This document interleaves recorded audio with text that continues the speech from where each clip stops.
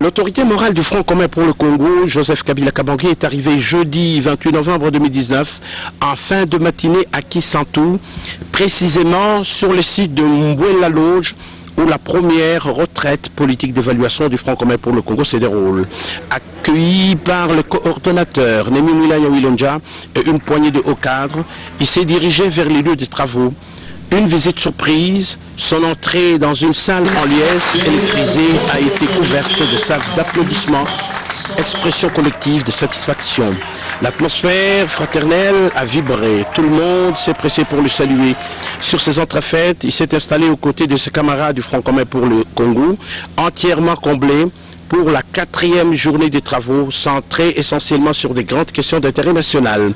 L'autorité morale a fait le déplacement de Kinshasa pour encourager de vive voix le FCC à Kisantu et soutenir la fine fleur de la méga plateforme à Mbouela Lodge. Dans la foulée, le président honoraire du FCC a, par sa présence, donné du relief à ces assises de Kisantu, agglomération située à 113 km de la capitale Kinshasa. Cette première visite du raïs Joseph Kabila Kabange est un événement mémorable dont l'ancrage repose sur la réflexion profonde des cadres du Front commun pour le Congo déterminés à consolider la coalition FCC-CACH, à préserver les acquis de la paix, à assurer au quotidien la cohésion nationale et la stabilité des institutions. Après avoir participé aux travaux, il s'est accordé un temps pour visiter la concession Mbouela Lodge. Au fur et à mesure, poignée de main fraternelle, échange avec les uns et les autres.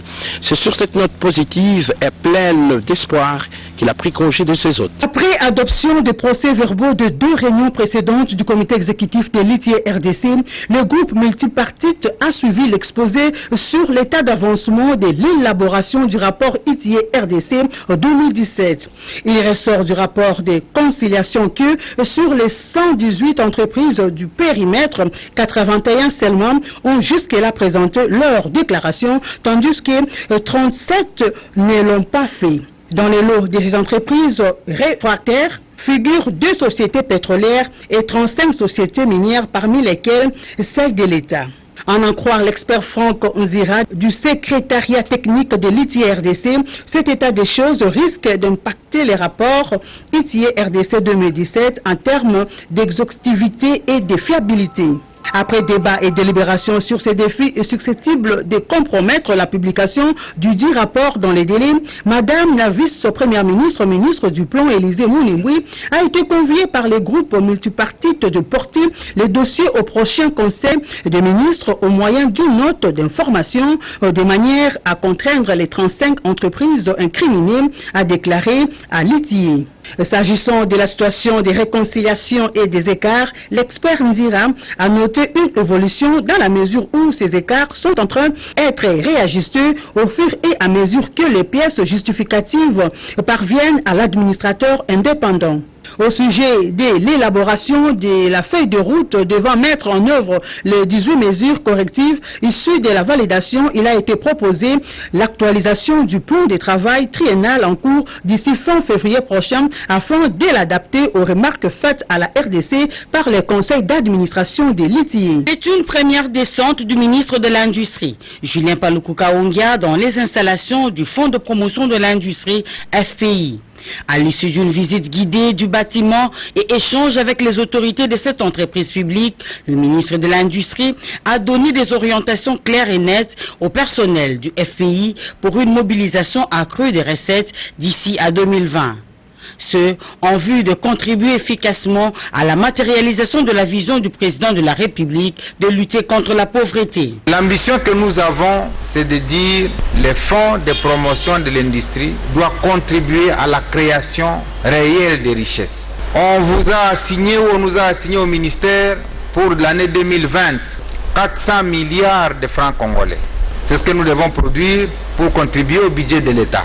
Ça veut dire qu'on demande au FPI de produire autour de 20 millions de dollars le mois. Voilà l'immensité du travail qui nous attend. Et cela appelle à des mesures. Des mesures draconiennes qui demandent à chaque agent de s'activer, à chaque agent de rechercher où passent les centimes des francs congolais pour que réellement nous puissions réaliser les assignations qui nous sont faites par le gouvernement. Le ministre Julien Paluku Kahongya est revenu également sur le recouvrement de créances du FPI, la réduction du taux d'intérêt accordé aux opérateurs économiques et la formation de jeunes dans les secteurs de l'agro-industrie appuyés par cet établissement bras séculier du gouvernement de la République. Placé sous le thème « Les cancers de l'enfant », ce deuxième congrès international de la chirurgie pédiatrique a permis aux médecins spécialistes d'ici et d'ailleurs de trouver des moyens de prévention et des pistes de solutions pour lutter contre les rétinoblastomes, qui est le cancer de l'œil touchant souvent les enfants dont la tranche d'âge varie entre 2 et 5 ans. Cette tumeur maligne de la rétine d'origine héréditaire a comme principal signe clinique les reflets blanchâtres de la pupille. Explication du professeur Dr René Ngioulou. Nous voulons dire à la population que dès que vous voyez un petit signe, comme le reflet chatoyant de l'œil, ça veut dire que vous regardez un enfant la nuit, vous voyez son œil qui brille, ça c'est un problème. C'est le premier signe qu'on appelle la leucocorie, qui est le signe du rétinoblastome. C'est un cancer, et comme tout cancer, c'est une prolifération maligne des cellules de la rétine. Et donc, si vous ne prenez pas, vous ne faites pas le diagnostic à temps, ça va continuer à proliférer et vous verrez l'œil sortir de son orbite. Pour le docteur Laurence Desjardins, ophtalmologiste de l'Institut Curie de la France, il faut des recherches appropriées et aussi des formations spéciales pour les médecins en vue d'une meilleure prise en charge de cette pathologie. Selon le docteur Bodima Biala, médecin directeur adjoint des cliniques universitaires de Kinshasa, la sensibilisation s'avère importante dans la lutte contre les rétinoblastomes. L'objectif poursuivi, c'est d'abord faire des échanges d'expériences parmi les chercheurs, mais aussi, surtout pour le rétinoblastome, on voulait faire une vulgarisation de ces cancers parce que lorsque ce cancer est diagnostiqué tôt, précocement, la prise en charge peut être efficace.